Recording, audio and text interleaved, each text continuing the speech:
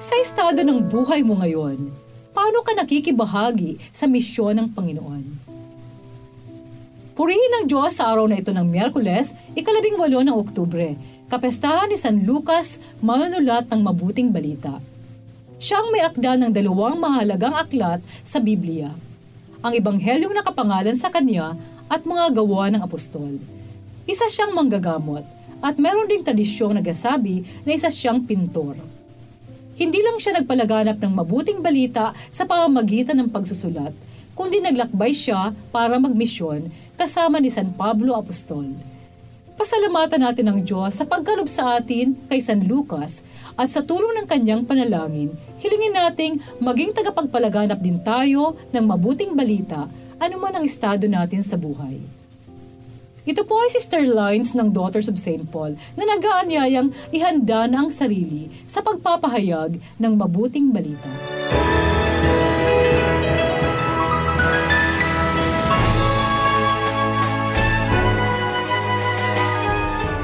Humirang ang Panginoon ng iba pang 72 at isinugo silang dala-dalawa na mauna sa kanya sa bawat bayan at lugar na takda niyang puntahan.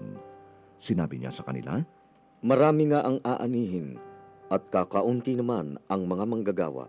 Idalangin ninyo sa Panginoon ng ani na magpadala siya ng mga manggagawa sa kanyang ani. Lumakad na kayo. Isinusugo ko kayong parang mga tupa sa gitna ng mga asong gubat. Huwag kayong magdala ng pitaka, bag o mga sandalyas.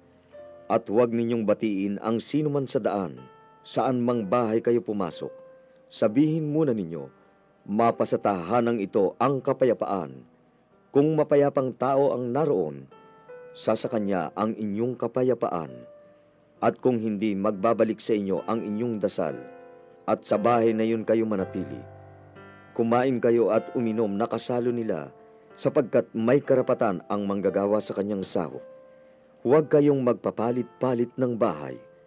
Saan mang bayan kayo pumasok at tanggapin nila kayo, kanin ninyo anumang ihain sa inyo.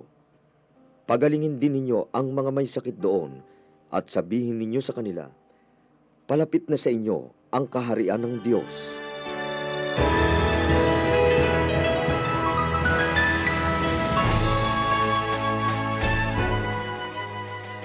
Kami mga Daughters of St. Paul, nagbabahay-bahay kami.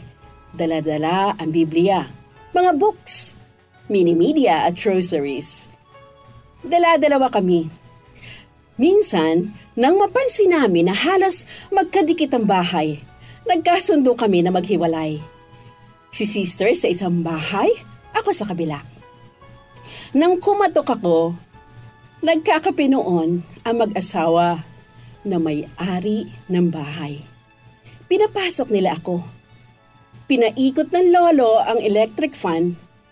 Si lola naman, inabot sa akin ang isang tasa ng kapeng barako. Sabi niya, "O sister, mainit-init pa. Itong kape o inom na." Sabay daw ng daliri sa kape para ma-prove na pwede pang inumin. Hindi ko tinanggihan ang kape. Alam ko naggaling sa kanyang puso ang pag-alok. Kaya hinigop ko. At tutunuan naman na mainit-init pa. Habang nag-enjoy kami sa aming coffee, iba-iba ang napag-usapan namin. May masaya, may malungkot, may masakit, at mayroon namang puno ng pag-asa. Malamig na ang huling higop ko ng kape nang magpaalam ako. Nag-iwan ako sa kanila ng banal na Biblia. Nang nakalabas na ako ng bahay, lalo kong na-treasure ang sinabi ng ating Jesus Maestro na kanin at inumin, anuman ang idulot sa inyo. Ibang saya ang na-feel ko noon. Thankful ako dahil nagpalitan kami ng good news na inabot ko sa kanilang banal na Biblia. Tinanggap ko naman at naging inspirasyon ang aklat ng kanilang buhay. Alam niyo ba, hanggang ngayon, kapag umiinom ako ng coffee, Parang nalalasahan ko pa ang kanilang kape. Mga kapanalig, support Pauline's online ministry. Subscribe, like, and follow us on Facebook, YouTube, Instagram, Twitter, TikTok, Spotify, Google, and Apple Podcast. Maraming salamat po. At sa lahat na nag-message sa amin na humihingi ng panalangin para sa iba't ibang intensyon, asahan po ninyong kasama niyo kami sa pagdarasal na ipagkaloob ng Diyos ang inyong mga kahilingan.